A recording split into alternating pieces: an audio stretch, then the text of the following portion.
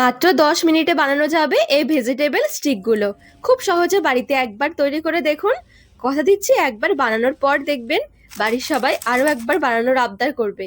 সন্ধ্যাবেলা চায়ের সাথে বা হালকা যদি একটু কিছু খেতে ইচ্ছে করে, ঝটপট তৈরি করে নিতে পারেন, খেতে দারুণ লাগে। নমস্কার বন্ধুরা, নতুন একটা পর্ব দেখার জন্য আপনাদের সকলকে স্বাগত জানাই। আজকে বেশ কিছু সবজি দিয়ে দারুণ স্বাদের একদম মুখরোচক একটা রেসিপি শেয়ার করব। এমন কেউ বাদ থাকবে না যে এটা দেখবেন পছন্দ করবে না। খুব সহজে তৈরি করে নিতে পারেন, খেতে দুর্দান্ত হয়। চলুন, আশা করছি আজকের রেসিপি অনেক ভালো লাগবে। সবার প্রথমে আমি এদিকে একটা চপার নিয়েছি, আর নিয়েছি এদিকে বেশ কিছু সবজি। সবজিগুলো একটু একদম মিহি করে চপ করে নেব। প্রথমে চপারে একটা মিডিয়াম সাইজের গাজর দিয়ে দিলাম। একটা বড় সাইজের ক্যাপসিকামের অর্ধেকটা নিয়েছি। আর কিছুটা দিয়ে দিচ্ছি বাঁধাকপি। এবারে চপারে ঢাকনা লাগিয়ে ভালো করে চপ করে নেব।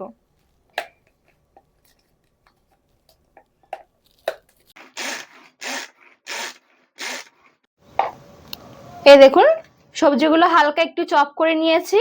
দিয়ে দিচ্ছি 4টে কাঁচা লঙ্কা, ঝালটা স্বাদ অনুযায়ী। আর দিয়ে দিচ্ছি একটু আদা। 3 কোয়া দিয়ে দিচ্ছি রসুন।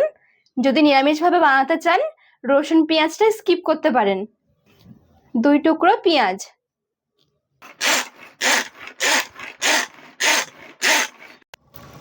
তো এই দেখুন, এখানে সুন্দর করে সমস্ত সবজিগুলো এভাবে করে একটু চপ করে নিয়েছি। দিয়ে দিচ্ছি এবারে একটু লবণ। লবণটা দিয়ে মিশিয়ে নেব। এতে করে কি, লবণটা দেওয়ার কারণে সবজিগুলো বেশ একটু নরম হয়ে যাবে, সবজি থেকে হালকা একটু জলও বেরিয়ে আসবে।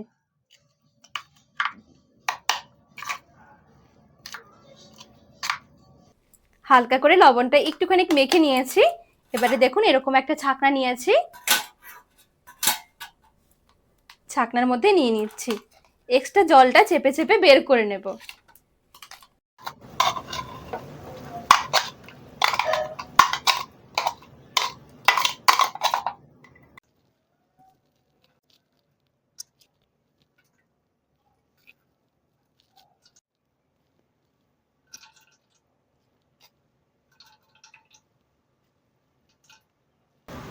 তো বেশ সুন্দর করে চেপে চেপে এক্সট্রা জলটা আমি বের করে নিয়েছি। দেখুন কতটা মতন জল বেরিয়েছে। এবারে সবজিগুলো একটা বাটিতে নিয়ে নিচ্ছি। একটা মিডিয়াম সাইজের আমি আলু সেদ্ধ করে খোসা ছাড়িয়ে তারপরে ম্যাশ করে নিয়েছি। বড় চামচে 2 চামচ কর্নফ্লাওয়ার, 2 চামচ ময়দা, হালকা একটু কালারের জন্য দিয়ে দিচ্ছি কাশ্মীরি লঙ্কার গুঁড়ো, গোলমরিচের গুঁড়ো সামান্য, আর দিয়ে দিচ্ছি 1 প্যাকেট ম্যাগি মশলা ম্যাজিক। এ দেখুন, আমি এটা দিয়েছি। ফ্লেভারটা খুব সুন্দর আসার, খেতেও দারুণ লাগে। এবার হাত দিয়ে সমস্ত উপকরণগুলো ভালো করে মিশিয়ে মেখে নেব।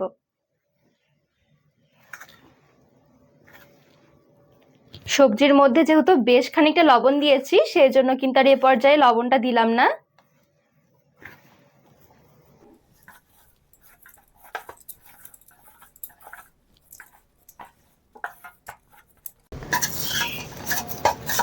তো এই দেখুন, এখানে বেশ সুন্দরভাবে মেখে নিয়েছি।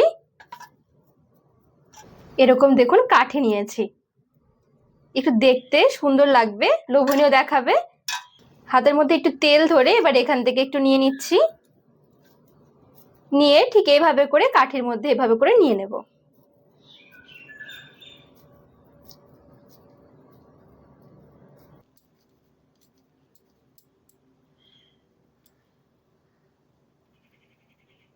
এই দেখুন, ঠিক এইভাবে করে নিয়ে নিয়েছি।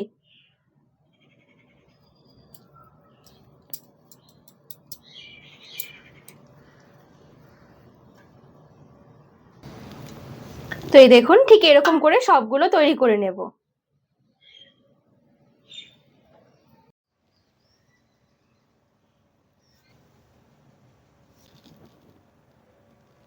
তো এই দেখুন, এখানে মোটামুটি সবগুলো স্টিকি এভাবে তৈরি করে নিয়েছি।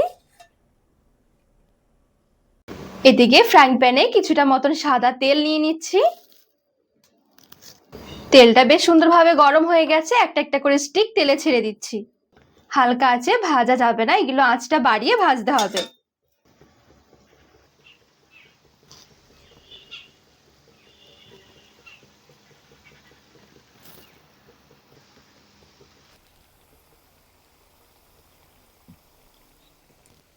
তো সবগুলো তেলে ছেড়ে দিয়েছি। গ্যাসের আঁচটা মিডিয়াম থেকে হাই আঁচের মাঝামাঝি রেখে উল্টে পাল্টে ভেজে নেব। খুব বেশি হালকা আছে ভাজা যাবে না, তাহলে আবার এগুলো ভেঙে যাবে। দেখুন ভাজতে ভাজতে খুব সুন্দর কিন্তু একটা কালারও এসে গেছে। এবারে এগুলো তেল থেকে উঠিয়ে নিচ্ছি।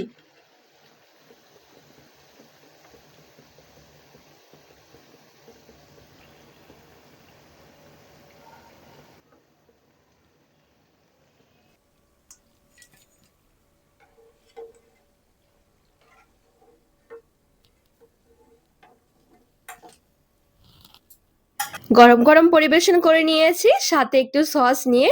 কত সুন্দর লাগছে দেখুন। যদি এরকম বিকেলে কিছু থাকে, বিশ্বাস করুন কিছু দরকার পড়বে না, একবার তৈরি করে দেখতে পারেন। কারণ এটা খেতে এতটা ভালো লাগবে, নিজেরাও ভাবতে পারবেন না যে এত সহজ কয়েকটা উপকরণ দিয়ে এতটা টেস্ট হতে পারে। একদম মুচমুচে হবে। একটু গরম গরম খেয়ে দেখবেন, সাথে একটু সস নিয়ে খেতে কিন্তু দুর্দান্ত হয়।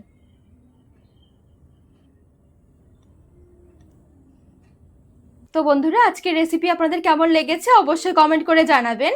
আর রেসিপি ভালো লাগলে চ্যানেলটিকে সাবস্ক্রাইব করে পাশে থাকার অনুরোধ রইল।